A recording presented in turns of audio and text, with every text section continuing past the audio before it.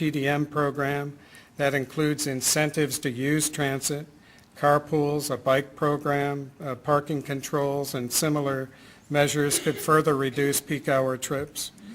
And making the Purple Line station more accessible will encourage drivers to get out of their cars and to use transit.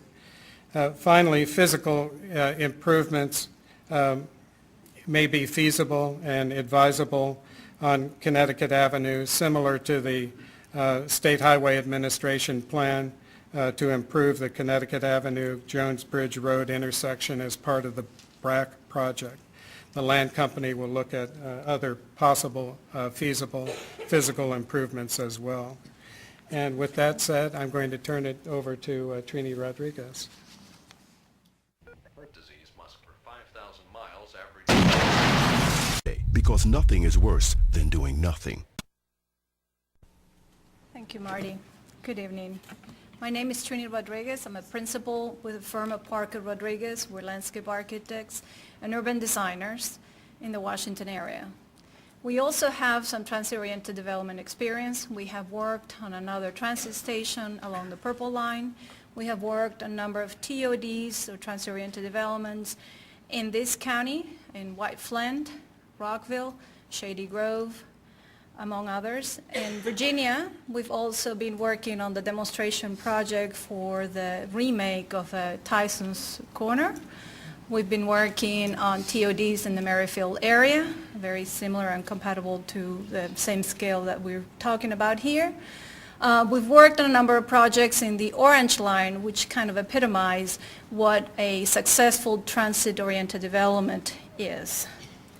So with that, as David Kitchens mentioned, the plan tried to respond to the context and all the issues surrounding this area, as well as the Purple Line, but also a response to the specifics of our site. Here on the screen you have the land that we've been talking about. This is the area owned by the Chevy Chase Land Company, as well as the HOC. The area that just showed the Purple Line is, as you know, is within the existing right-of-way of the old rail line.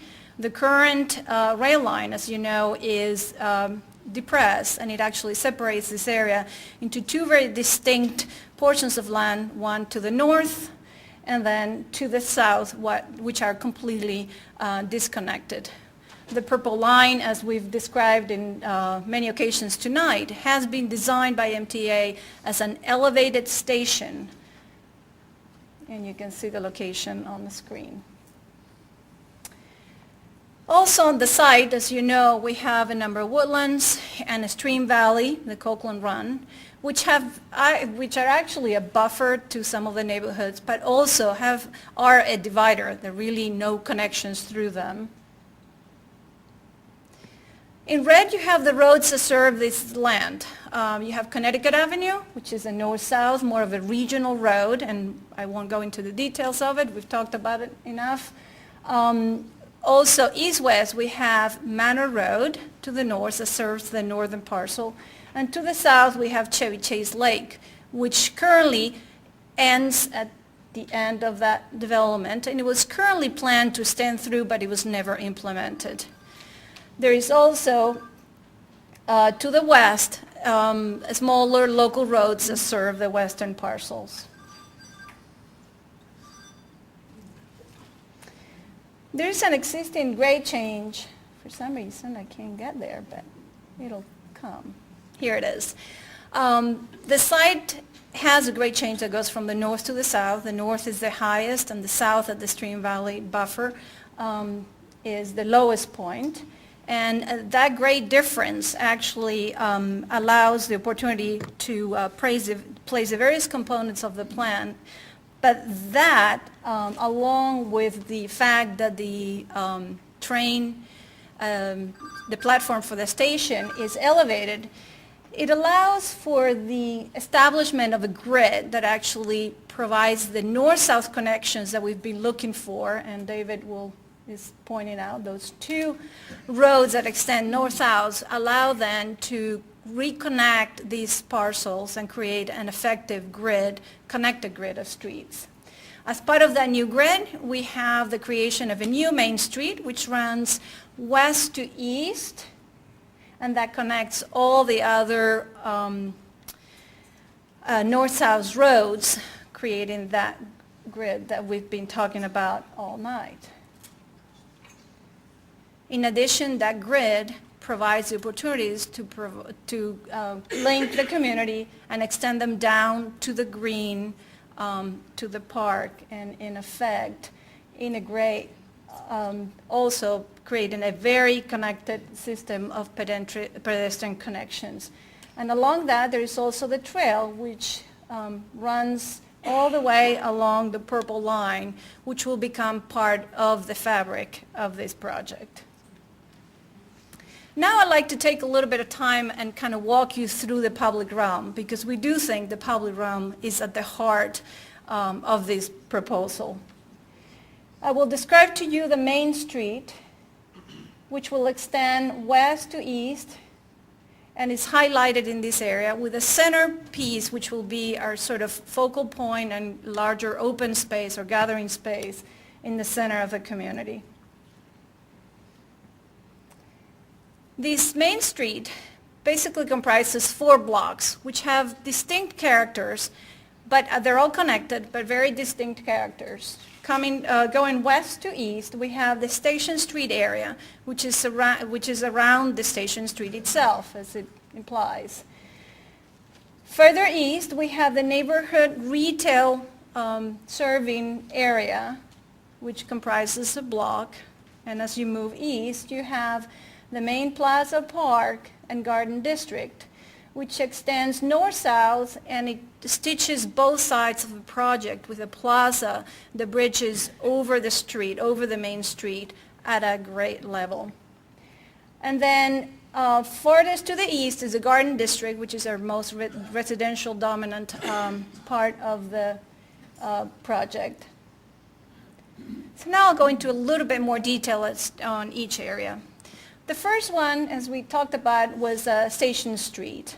And it starts at the beginning with Connecticut Avenue. I want to tell you that we will be working with State Highway as well as the county to develop the desirable section for Connecticut Avenue. As you know, there are precedents for Connecticut Avenue to be a street that actually can be a lot more pedestrian-oriented and tame the traffic as it has been done further south in the city. So we'll be working with them on that. We are anticipating locating retail and having wide sidewalks so we can change the character of the street from vehicular to a more pedestrian. I mean, I'm not minimizing the traffic, it will be there, but we have the tools to still integrate a pedestrian environment within that. So as we get into the main street and we move into this area that we call Station Street, we have retail lining both sides of the street. We are proposing to locate retail underneath the train station, the rail station, so we can have a 2-sided street. We want it activated with storefronts, outdoor seating. We're anticipating an awning district. We have very large sidewalks, and we're incorporating into those sidewalks unique measure for sustainability with low-impact development. We also have on-street parking, and what's important is that we've been talking about how to best serve this Station Street, so we will have other modes of transportation coming to this area. We still have connections to the trail. We still have access to the upper level from different areas at this Station Street level, so we can reach the platform. And you can see sort of the character. These are just examples of how you can create a very pedestrian-oriented environment with outdoor seating, lots of green. And this is a view, this is an illustrative view that shows, let me just orient you. You will be from the center of the plaza looking towards the Station Street. So you can see the station at the end, That's the area. The trail as it climbs up to the platform and the rail line. This is predominantly residential with retail serving that. We're anticipating more of the florists, the grocery store, a drugstore, very much retail that would serve the neighborhood. Again, with wide sidewalks, outdoor seating, smaller intimate spaces for people to sit and gather, on-street parking, and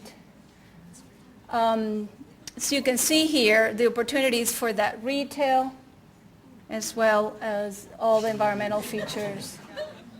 This is a view of the plaza as you look into the neighborhood serving retail. And you can see the awning district that we've been talking about and the streetscape. And now we are in the main plaza or garden district. This is the largest open space in the center of the project.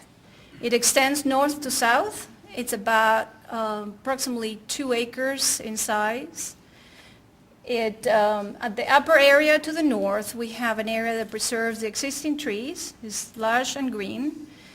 It takes the grade down to the central plaza. We have amphitheater seating, taking advantage of the grade as it steps down.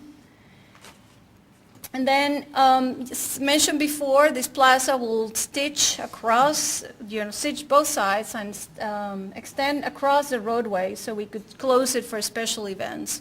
We see this place designed flexible, with flexibility in mind, so we can have special events, farmers markets, flower vendors. We can see the bike events or special community events of different sizes. We also see opportunities for more intimate and passive seating, as David Kitchens had expressed before. We see performances. We see the opportunity to even have sort of a movie night Friday evenings in the lawn area and in the amphitheater. And as it moves down and it connects down to the park, we take advantage of that grade to create sort of a green, lush park as you move down the hill. And you can see here some of the examples of how the community can come together in these spaces. And this is a view looking up the hill to what I described before, the area where we preserve some of the existing trees, the terrace seating, some of the pavilions that would allow for the performers to, or special events to take place, and as the plaza cuts across. Excuse me, just one second. And as we move to the last part of the main street, it's really more of the garden district, more of the residential neighborhood. The sidewalks are smaller, they're more intimate, there's a lot more green that provides buffer to the residential units. And as you can see here, we'll have opportunities to integrate a lot of environmentally sensitive features as part of our streetscape. And now I'm just going to take you to the upper level. This would be the station level. You can see here delineated. It would cut across both sides. It would create a plaza that is seamlessly related to the transit. We can do that, as David mentioned before, because with light rail it's a lot easier to integrate plazas and make them be very permeable and transparent and places that you can traverse. So that what we see in that space is additional retail at that level that will serve the predominantly mixed-use character of that